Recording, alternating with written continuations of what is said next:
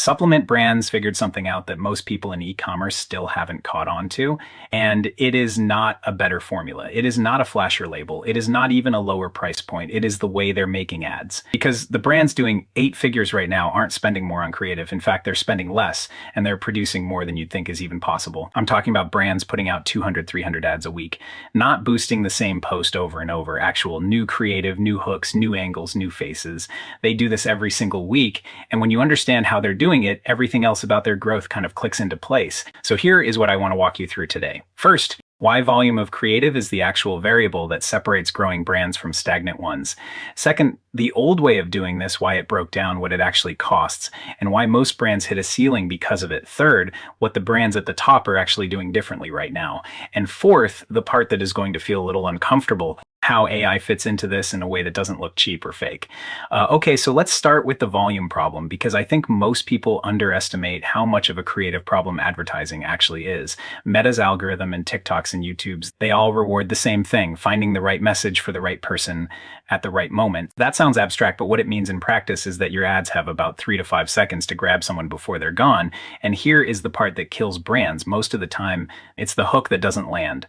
Not because your product is bad, not because your targeting is off, but because creative fatigue is real and it hits faster than anyone expects. You could have an ad that crushes for 3 weeks and then it dies. And if you don't have something new to replace it, your cost per acquisition starts climbing. You start making up for it with budget, and then you are spending more to get the same results, which is basically the death spiral of most supplement brands that were doing well and then mysteriously weren't. The brands that stay healthy know that you need a constant supply of new creative, because most of it won't work, and that is actually fine. That is the game. The brands winning on paid social are the ones who can afford to let 90% of their ads flop, because the 10% that win make up for all of it. But you can't do that math if you are only running 15 ads a month. So that is the volume problem, and it leads directly into the old way of solving it, which is hiring UGC creators. And look, UGC worked. It still works. People trust someone who looks like them talking to camera, telling them something worked. That social proof element is real. But here is what nobody tells you about the UGC creator model at scale. It is a logistics nightmare. You're paying $40 or $60, sometimes $120 per video. You're emailing briefs, you're waiting on turnaround, you're getting footage back that doesn't match what you asked for. By the time you have a final video, you're 3 weeks in and $200 lighter. And if you want 100 different ad creatives, you do the math. That is $10,000 to $20,000 per month, just on raw creative, before editing, before paid spend. And it is not just money, it is time. It is dependency. One creator goes quiet, you are stuck. One creator's content stops performing, you are scrambling. You are essentially building your ad engine on a foundation that has human variability baked in, and humans are unpredictable. So you've got brands hitting a wall at a few $100,000 a month in revenue, not because of the product, not because of the offer, but because they physically cannot produce enough creative to keep testing at the rate they need to. This is where it gets interesting, because the brands that broke through that ceiling, the ones doing $1 million, $2 million, $5 million a year, they didn't just hire more creators. That was the old move. What they actually did was figure out how to decouple volume from cost. And AI is how they did it. Okay, so I want to be specific here, because AI ads means a lot of different things, and most of what people imagine when they hear that is terrible, like obviously generated, uncanny valley. Nobody's buying anything from a face that looks like a render.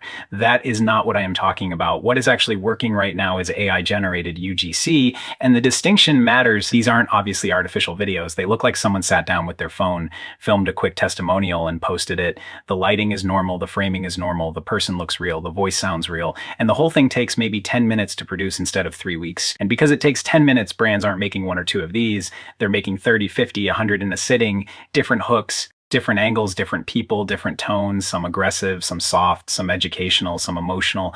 They're basically running a creative testing operation that would have required a team of 15 people 2 years ago, and they're doing it with 2. You can run a version with a woman in her 40s and a version with a guy in his 20s and see which audience responds better. You can test 47 different hooks in a month without a single creator contract, without a single revision email, without waiting on anyone. That is the model. It is not AI instead of creativity. It is AI amplifying your creative capacity to a point where the testing volume gives you data you literally couldn't afford to have before. And supplement brands figured this out faster than most, because supplements are a category where social proof is everything. The number one thing that makes someone buy a new supplement is hearing someone like them say it worked.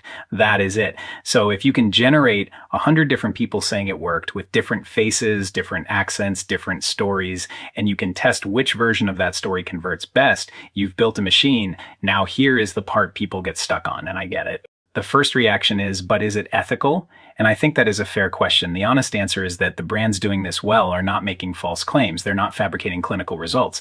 They're creating ad creative that reflects real customer outcomes. They're just using AI to produce the messenger rather than hiring a human creator to be the messenger. The message itself is the same, and for a lot of brands, they're actually using language and angles that came directly from their real customer reviews. They're just presenting it in a format that performs on paid social. That is the line. Use it to scale real messaging. Don't use it to make things up. Okay, so let's talk about what this actually looks like in practice, because I want to make this concrete. A supplement brand selling a collagen product. They've got real reviews, customers saying their joints feel better, their skin looks different, their nails are stronger. The brand knows these are the angles that resonate. In the old model, they'd brief a handful of UGC creators on each angle, wait 2 to 3 weeks, get footage back, edit it, and start testing. Maybe they'd get 10 ads out of that cycle, maybe 15 if they were organized. In the new model, they load those angles into an AI UGC tool. They generate 30 to 40 videos in a couple of days, different faces, different demographics, different emotional tones, some conversational, some more passionate. They run all of them within a week. They've got performance data on 30 plus creatives. They double down on the winning hooks, generate 20 more variations of those. Iterate again. Within a month, they've tested more creative than most brands test in a year, and the cost a fraction of what they would have spent on a traditional UGC campaign. That compounding effect is what is driving the gap between brands that are scaling and brands that aren't. It is not that one brand has a better product. It is that one brand has dramatically more creative leverage. They know what works faster, they can act on it faster, and they're not burning money waiting on humans to deliver footage. The other thing worth mentioning, and this is the part that really surprised me when I started paying attention to it, is that the AI-generated content often outperforms polished, professionally shot UGC. Not always, but often enough that it is not even a debate anymore for the brands that have tested both, because the slightly imperfect, raw-feeling video still wins on trust. People scroll right past something that looks produced. They stop on something that looks like someone just recorded it on their couch. And AI UGC done right still has that quality. It still looks casual. It still looks like a real person, but you can make 40 versions of it instead of 4. So if you're running a supplement brand, or honestly any e-commerce brand, and you're still doing creative the old way, the question I'd push you to sit with is, what is your actual testing capacity right now? How many new creatives can you realistically put out in a month? Because the brands outpacing you are putting out 10 times that, and they're not working 10 times as hard to do it. The volume game is real. The only question is whether you've got a system to play it. Now, if you want to see exactly how this works, not the concept, but the actual mechanics, how you build these videos, what the workflow looks like, what tools are involved, I put together a full walkthrough that covers all of it. It is a detailed video training that shows you the process end to end, from generating your first AI UGC ad to running it and reading the results. If you want access to that, the link is below. Go check it out. It'll fill in every gap I didn't have time to cover here.